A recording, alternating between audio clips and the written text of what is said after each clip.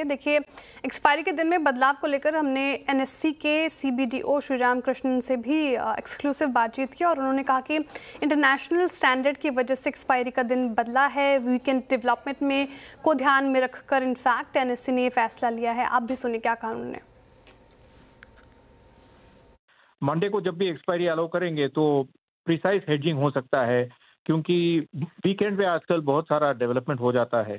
तो geopolitical event हो या इकोनॉमिक डेटा रिलीज हो, जो भी होता है जनरली वीकेंड पे होता है। आप देखेंगे यूएस में एक उदाहरण के तौर पे तो फेडरल रिजर्व के डिसीजंस अक्सर वीकेंड पे आते हैं और मंडे को मार्केट रिएक्ट करता है। तो इसीलिए मंडे को अगर एक्सपायरी रखते हैं तो इंस्टीट्यूशंस को जल्दी रिएक्ट करने का एक मौका मिलता है। आज के जो मार्केट पार्टिसिपेंट्स हैं उनका जो राय है, उनका जो विचार है, उनकी जो मांग है, उसको मद्देनजर रखते हुए हमको फैसले लेने चाहिए और वही हमने यहाँ पे किया है।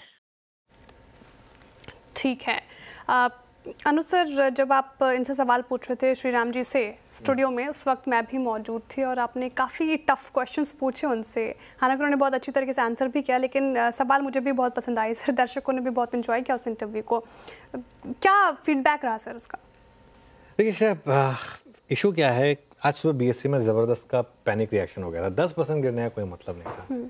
अब जैसे मैं एक चीज़ पूछता हूँ, अब हम किसी की उस पर कोई कमेंट नहीं है, लेकिन कई बार जैसे किसी से पूछते हैं कि आप वेजिटेरियन है या नॉन वेजिटेरियन है, तो कुछ लोग बोलते हैं कि हम नॉन वेजिटेरियन हैं, कुछ लोग बोलते हैं वेजिटेरियन है, कुछ लोग बोलते हैं हम ट्यूसडे, थर्सडे और सैटरडे को छोड़कर बाकी दिन नॉन वेजिटेरियन है ना। तो अब इसमें क्या है, आप ट्रेडर से पूछेंगे। अब ट्रेडर को तो ऐसा कुछ नहीं है कि वो मंडे को ट्रेड करेगा या ट्यूसडे को ट्रेड करेगा या वेडनेसडे को ट्रेड करेगा। ट्रेडर को तो आप बोलोगे तो वो सैटरडे को भी ट्रेड करेगा, ट्रेडर को अगर आप बोलोगे तो संडे को भी ट्रेड करेगा। हाँ, पिछले 2 हफ्ते से मार्केट रही है तो वो मंडे टू फ्राइडे भी ट्रेड नहीं करेगा। उससे पहले वाली मार्केट में लोगों को सैटरडे और संडे भी करता था। ऐसी मार्केट भी रही है जिसमें लोगों को ऐसी आदत हो गई थी कि सैटरडे और संडे को भी मार्केट खोल दो।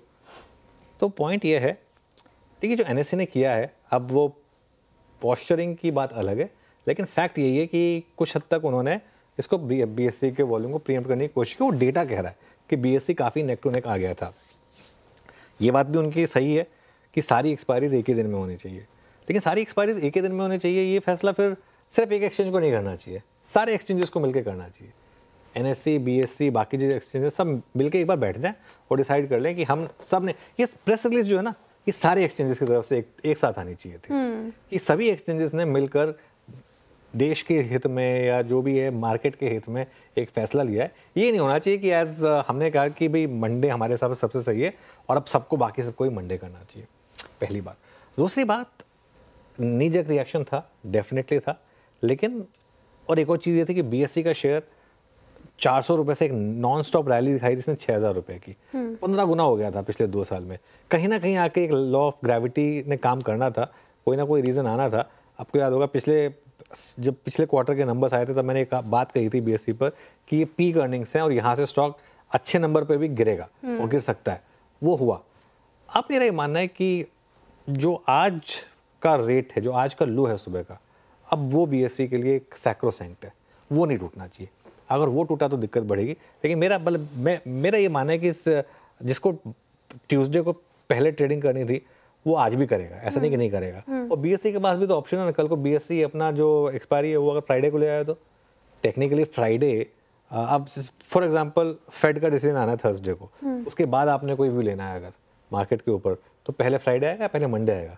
पहले तो फ्राइडे आएगा ना। वो तो वीक की शुरुआत में कहते हैं कि पहले मंडे आ रहा है, ठीक है। लेकिन अगर आप कोई बड़ा इवेंट है वो अगर ट्यूसडे को है फॉर एग्जांपल, तो उसमें तो मंडे ऑलरेडी निकल गया, उसके बाद जो फ्राइडे के एक्सपायरी के लिए काम कर रहा है उसको ज़्यादा फ़ायदा होगा। तो ये चीज़ आई थिंक बहुत सिंपलिस्टिकली इसको एज्यूम कर लेना कि सिर्फ इस स्टेप की वजह से वो जो वॉल्यूम का वो है बीएससी की तरफ जा रहा है वो पूरा का पूरा चेंज हो जाएगा। आई थिंक थोड़ी सी ज़्यादा मेरे ख्याल से अतिशयोक्ति होगी। खैर एनीवे, देखते हैं ये वोट किस करवट बैठेगा। बीएससी की तरफ से भी अगर कुछ बयान आएगा या नहीं, या प्रेस रिलीज आएगी या नहीं, ये देखना होगा। आगे बढ़ते